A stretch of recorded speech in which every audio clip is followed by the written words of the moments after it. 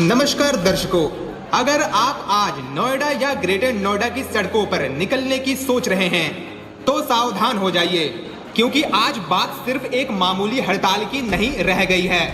स्थिति काफी गंभीर हो चुकी है।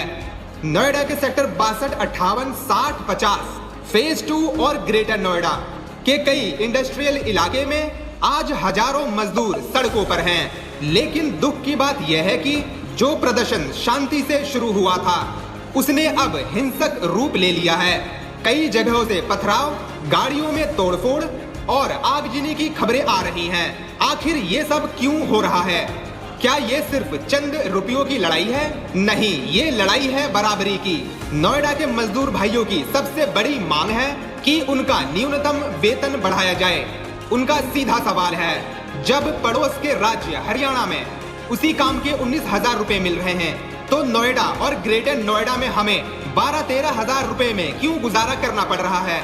महंगाई आसमान छू रही है, कमरे का किराया बढ़ गया है और राशन भी महंगा हो गया है।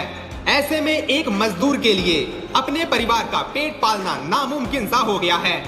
ऊपर से 12-12 घंटे की कड़ी ड्यूटी और अनुशासन के नाम पर भारी भरकम सैलरी कटौती, ये वो चिंगारी है जिसने आज इस गुस्से की आग को भड़काया है। अब बात करते हैं कंपनियां क्या चाहती हैं।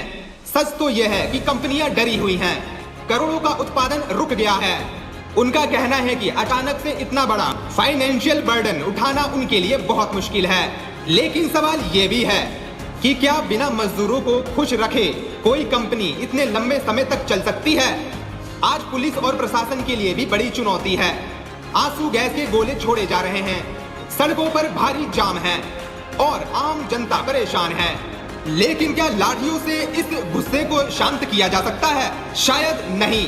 यह हड़ताल नोएडा और ग्रेटर नोएडा के अर्थव्यवस्था की कमर तोड़ रही है। सेक्टर 62 से लेकर ग्रेटर नोएडा के इकोटेक एरिया तक आज सन्नाटा पसरा हुआ है। खबरों के मुताबिक लेबर डिपार्टमेंट और प्रशासन के बीच बातचीत चल रही है। उम्मीद है कि अगले 24 से 48 घंटे में कोई ठोस फैसला आएगा।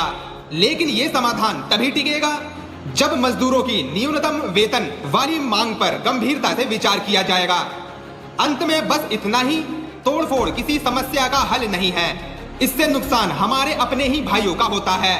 लेकिन प्रशासन और कंपनियों को भी ये समझना होगा कि मजदूर इस शहर की रीढ़ की हड्डी हैं। अगर रीढ़ टूट गई तो ये चमचमाता नोएडा खड़ा नहीं रह पाएगा।